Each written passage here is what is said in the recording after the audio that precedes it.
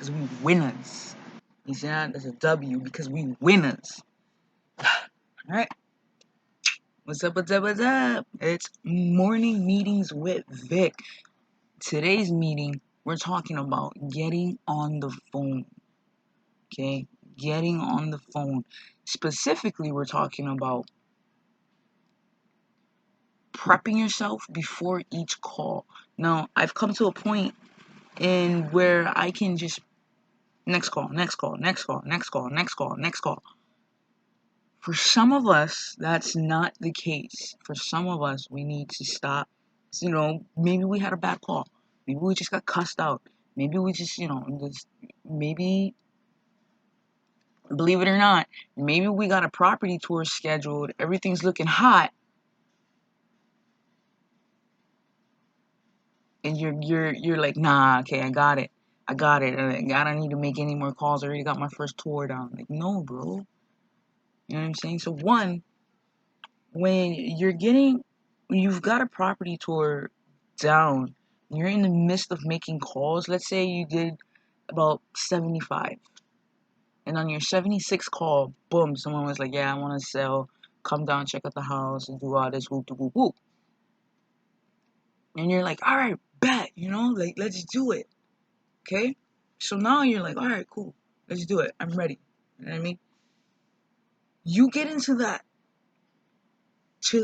mindset where it's like, all right, I got what I needed.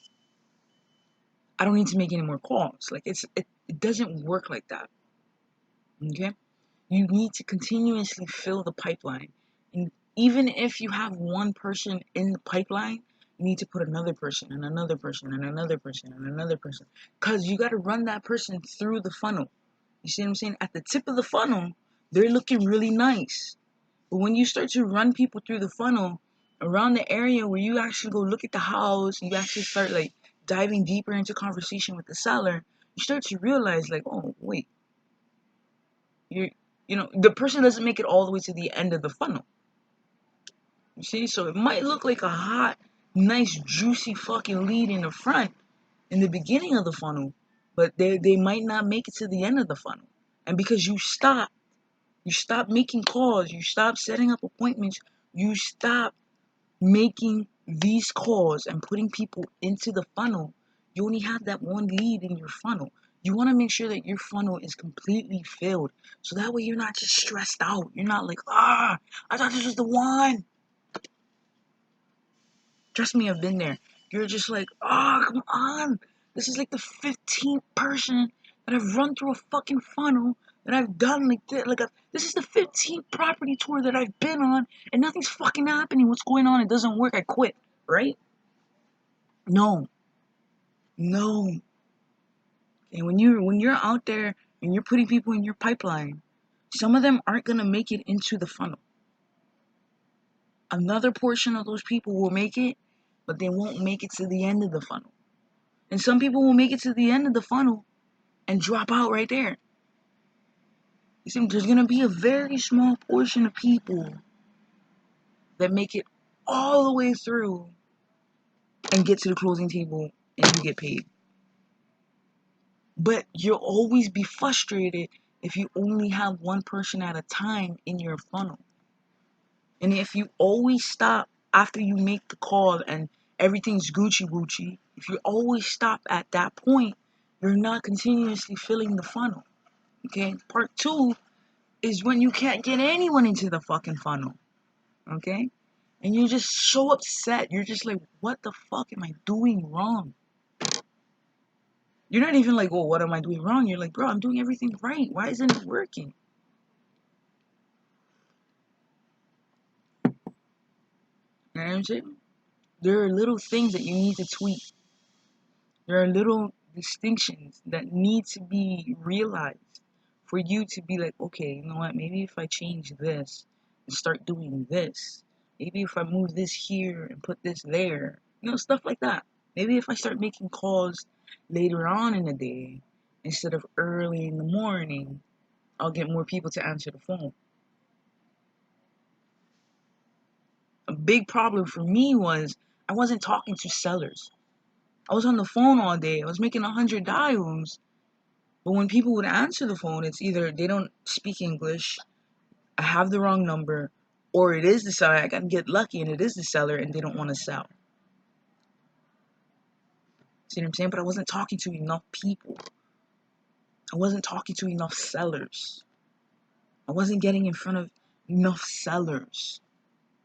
And you make 100 calls a day. I don't give a fuck. How many of those people actually picked up the phone? That's the question. You always gotta be prepared. Sometimes you're gonna get someone that just completely cusses you out. Trust me, I've had it. I've had it before. Okay? Some people say some racist shit and don't even know who they talking to. You know what I mean? Like, it's like you guys just pick and choose what the fuck to say. You know what I'm saying? So it's just like, it's crazy shit. It's crazy shit. I'm telling you. And those are the calls, like, you gotta, if you need to stop and take a breather, take a little smoke break, bro, go do what you gotta do. Because if you carry that bad juju into the next call, and the next call, and the next call, and then you sit there and wonder, like, why the fuck is no one, like, being nice to me? It's because you got that bad juju vibe. Ain't nobody want that bad juju. Come on, bruh. Nobody want that shit. Dude, take that shit over there. Right? Before you jump on your next call, I don't care how bad your last call was. Don't ever carry it into the next call. Okay? And I've made that mistake 1,000 times. 1,000 times. There have been calls when it was just like, you son of a... You know, and now my vibes are just gone, bro. You know what I'm saying? Like, now I'm just, like, done with life. And I'm just like, yeah, do you want to sell or not? You know what I'm saying? Like, you can't be doing that. That caller did nothing to you. They did nothing to you. You know what I'm saying? You gotta start every call as if it was your first call. As if you gotta reset the palate, boo. You know what I'm saying? You gotta drink like it was your first beer, boo boo. Don't let that bad juju carry on into the next call. Because when you do that, the person on the other line can hear it.